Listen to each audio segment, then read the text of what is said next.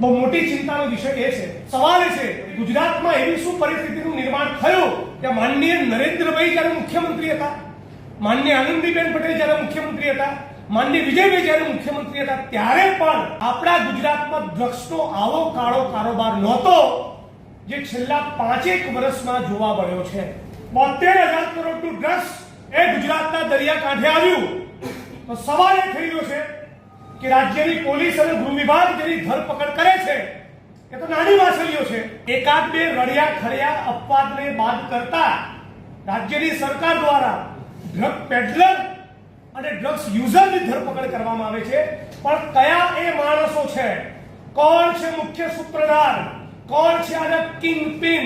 કોણ છે આના માફિયા જે કરોડોની કિંમતના ડ્રગ્સને ગુજરાતમાં ઓર્ડર કરીને મંગાવે છે। અને જે 72,000 કરોડનું ડ્રગ્સ ગુજરાતના દરિયાકાંઠે આવ્યું, કેદારીના પોર્ટ ઉપર આવ્યું,